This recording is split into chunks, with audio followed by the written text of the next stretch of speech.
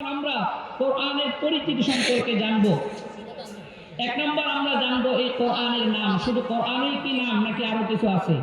আছে না? কলিজার টুকরা ভাইরা, আপনি আমি যদি কোরআনুল কারীমকে জিজ্ঞেস করি, ও কোরআন বলো তো তোমার নাম কি? কোরআন আপনাকে আমাকে নিজেই উত্তর করবে কোরআনের নাম কি। কোরআনুল কারীম নিজেই উত্তর করতেছে, বাল হুয়া কুরআনুম মাজিদ।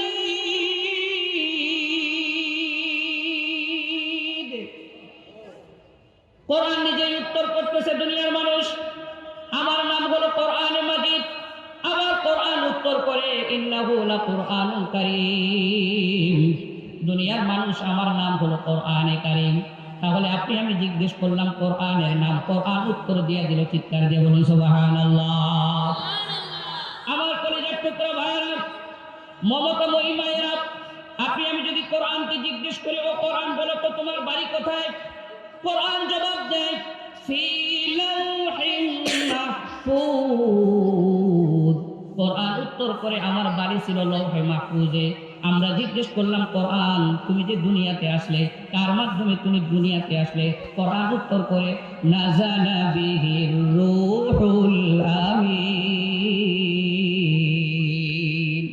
কোরআন আপনাকে আমাকে উত্তর করতেছে, দুনিয়ার মানুষ শোনো, আমি এই পৃথিবীতে আগমন করলাম, আমি কোরআন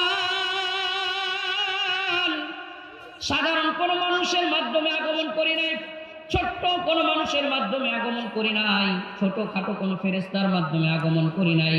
আমি কোরআন আল্লাহ রাব্বুল আলামিন যে বড় বড় চারজন ফেরেশতা তৈরি করেছেন, তাদেরও যে সাইয়েদ লিডার নেতা, ওই ফেরেশতা জিবরিল আলাইহিস সালামের মাধ্যমে দুনিয়াতে আগমন করেছি। চিৎকার দিয়ে বলুন সুবহানাল্লাহ। আমার কলিজার টুকরা ভাইরা, কোরআনকে যদি আপনি আমি জিজ্ঞেস করি, ও কোরআন বলো তো কার উপরে তুমি নাযিল হয়েছ?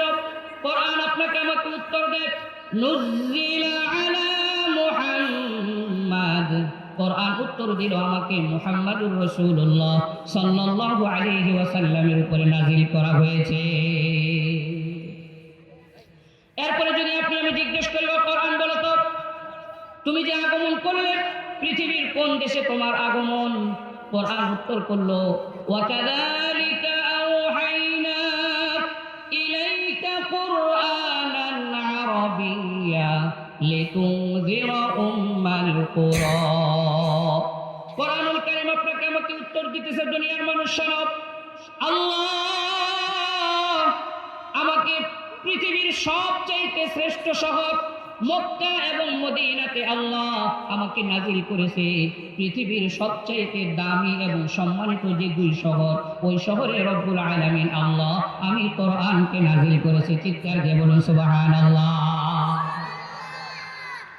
সম্মানিত ভাইরা, আপনি আমি জিজ্ঞেস করলাম, ও কোরআন তুমি এসেছো কোন মাসে? কোরআন আপনাকে আমাকে উত্তর দেয়, শাহরু রমাদান আল্লাযী উনজিলা ফীহিল কোরআন। দুনিয়ার মানুষ আমার আগমন ঘটেছে রমজান মাসে। চিৎকার দিয়ে বলুন সুবহানাল্লাহ।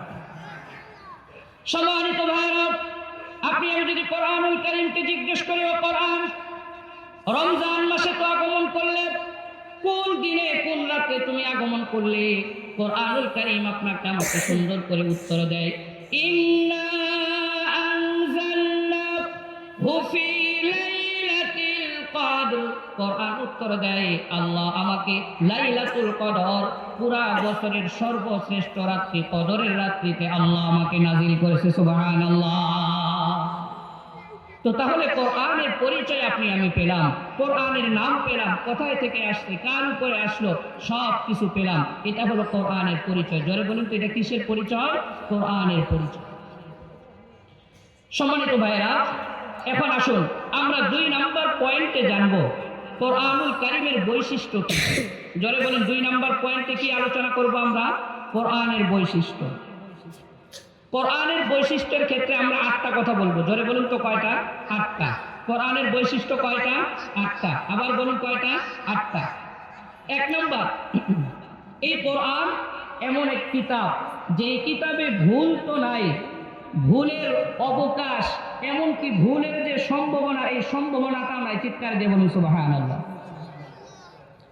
কলিজার টুকরা ভাইরা, আল্লাহ রাব্বুল আলামিন কোরআনুল কারীম নাযিল করে পুরো দুনিয়ার সমস্ত মানুষদেরকে জানিয়ে দিলেন, মানুষেরা, পৃথিবীতে যত রাইটার আছে, যত লেখক আছে, যারাই যখন কোনো বই লিপিবদ্ধ করে রচনা করে, শুরুতেই তারা তাদের বইয়ে লিখে দেয়, আমার বইয়ে ভুল থাকতে পারে, আমার বইয়ে ঝামেলা থাকতে পারে, যদি কেউ কখনো ভুল দেখেন এই ভুল আমাদেরকে জানালে আমরা সংশোধন করে দিব। কথা বলুন ঠিক কিনা?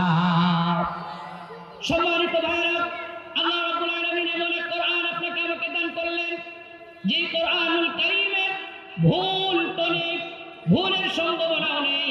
আল্লাহ রাব্বুল আলামিন সর্বপ্রথম কোরআন নাযিল করে কোরআনের যে আয়াতটা দিয়ে দিলেন আল্লাহ, ওই আয়াতের মধ্যে আল্লাহ জানিয়ে দিলেন, যালিকাল কিতাবু লা রাইবা ফীহি হুদাল লিল মুত্তাকিন।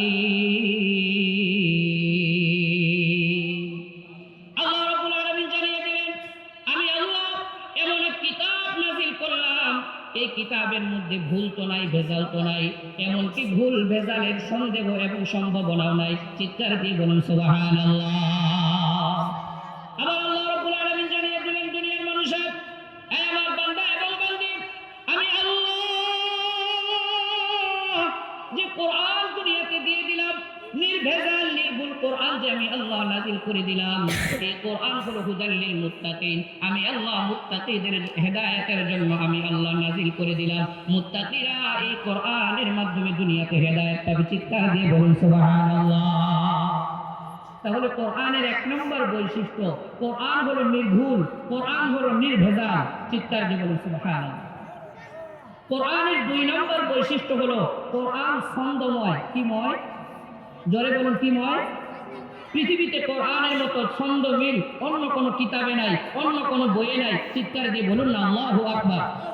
আবার বলুন আল্লাহু আকবার। কষ্ট হয়, কষ্ট হয়, কষ্ট হয়।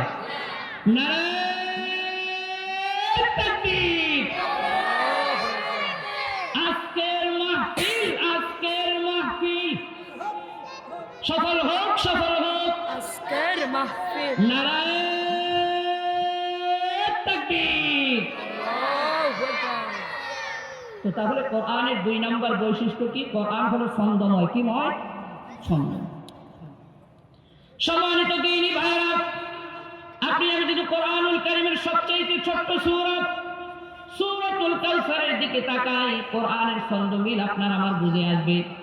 ইন্না আ'তাইনাকাল কাউসার ফাসল্লি লিরাব্বিকা ওয়ানহার ইন্না শানিআকা হুয়াল আবতার। তিনটা মাত্র আয়াত, তিন আয়াতের শেষে র সাকিন আছে না নাই? এরপরে সবচেয়ে ছোট্ট সূরা কুল হুয়াল্লাহু আহাদ আল্লাহুস সামাদ লাম ইয়ালিদ ওয়া লাম ইউলাদ ওয়া লাম ইয়াকুল লাহু কুফুয়ান আহাদ। এই সূরার ভিতরে আল্লাহ রাব্বুল আলামিন চারটা আয়াতে কারিমা দান করলেন। চারটা আয়াতে কারিমার শেষে দালে সাকিন আল্লাহ তাআলা দিয়ে দিলেন। আহাদ সমাদ, ইউলাদ, আবার কুফুয়ান আহাদ। চারটা আয়াতে কারিমার শেষে দাল সাকিন আছে না? কি বলুন? সম্মানিত ভাইরা, শুধুমাত্র তাই নয়, আপনি আমি যদি কোরআনুল কারীম খুলে দেখি, আল্লাহ রাব্বুল আলামিন বলেন ওয়াশ-শামসি ওয়া-দুহাহা ওয়াল-কমারি ইযা তালাহা ওয়ান-নাহারি ইযা জাল্লাহা। প্রত্যেকটা আয়াতের শেষে হা হা। আল্লাহ রাব্বুল আলামিন বুঝালেন, বান্দারে, আমি আল্লাহ এমন এক কিতাব, এমন এক কোরআন তোমাদের মাঝে নাযিল করে দিলাম, এই কোরআনের মধ্যে ছন্দমিল পৃথিবীর আর অন্য কোন কিতাবে এমন ছন্দমিল নাই। কথা বলুন ঠিক কিনা? আমার কলিজার টুকরা ভাইরা, তিন নম্বর কোরআনের বৈশিষ্ট্য হলো কোরআন পৃথিবীবাসীর জন্য মুক্তির মূল মন্ত্র। কোরআনের বৈশিষ্ট্য কি? কোরআন পৃথিবীবাসীর জন্য মুক্তির মূল মন্ত্র। কোরআন ছাড়া পৃথিবীর মানুষ মুক্তি পেতে পারে না। আপনি আমি যত গণতান্ত্রিক, যত আইন কানুন দেখি না কেন, গণতন্ত্রের তন্ত্র মন্ত্র দিয়ে মানব জাতির মুক্তি হতে পারে না। একমাত্র যদি মুক্তি হয় মানব জাতি, সেটার নাম হলো আল কোরআন। কথা বলুন ঠিক কি ঠিক না? সম্মানিত ভাইরা, আল্লাহ রাব্বুল আলামিন কোরআনুল কারীমে জানিয়ে দিলেন, ওয়া মান লাম ইয়াহকুম বিমা আনজালাল্লাহ ফাউলাইকা হুমুয যালিমুন। আল্লাহ রাব্বুল আলামিন জানিয়ে দিলেন, যে ব্যক্তি বা যে জাতি ওয়া মান লাম ইয়াহকুম বিমা আনজালাল্লাহ, কোরআন অনুযায়ী ফয়সালা করে না, কোরআন অনুযায়ী রাষ্ট্র পরিচালনা করে না, কোরআন অনুযায়ী পারিবারিক জীবন চালায় না, ব্যক্তিগত জীবন চালায় না, রাষ্ট্রীয় জীবন চালায় না, ইন্টারন্যাশনাল জীবন চালায় না, অর্থনৈতিক জীবন চালায় না, আল্লাহ রাব্বুল আলামিন বলেন ফাউলাইকা হুমুয যালিমুন, এরা হলো জালেম। চিৎকার দিয়ে বলুন নাউযুবিল্লাহ। তাহলে কোরআনের 3 নম্বর বৈশিষ্ট্য, কোরআনুল কারীম মুক্তির মূল মন্ত্র। রব্বুল আলামিন বলেন, ওয়া মান লাম ইয়াহকুম বিমা আনজালাল্লাহ ফাউলাইকা হুমুল ফাসিকুন। আল্লাহ রাব্বুল আলামিন বলেন, যারা কোরআন অনুযায়ী বিচার ব্যবস্থা পরিচালনা করে না, এরা হলো ফাসিক। আবার শেষ আয়াতে আল্লাহ গিয়ে বলেন, ওয়া মান লাম ইয়াহকুম বিমা আনজালাল্লাহ ফাউলাইকা হুমুল কাফিরুন। যারা কোরআন অনুযায়ী রাষ্ট্র পরিচালনা করে না, সমাজ ব্যবস্থা পরিচালনা করে না, এরা হলো কাফের। চিৎকার দিয়ে বলুন নাউযুবিল্লাহ। সম্মানিত উপস্থিতি, তাহলে কোরআন একমাত্র মুক্তির মূল মন্ত্র। কোরআন ছাড়া পৃথিবীতে শান্তি আসতে, জোরে বলুন শান্তি আসতে। এখন আসুন, যারা বলে রাজনীতির সাথে কোরআনের সম্পর্ক নাই, আমরা মুসলমানেরাও বলে দিতে চাই, তোমরা যারা বলো রাজনীতির সাথে কোরআনের সম্পর্ক নাই, বাংলাদেশের মুসলমানদের তাদের সাথে সম্পর্ক নাই। কথা বলুন ঠিক কি না? আবার কেউ বলতে চায় আমরা শরিয়া আইনে বিশ্বাস করি না। আমরাও বলতে চাই, তোমরা যারা শরিয়া আইনে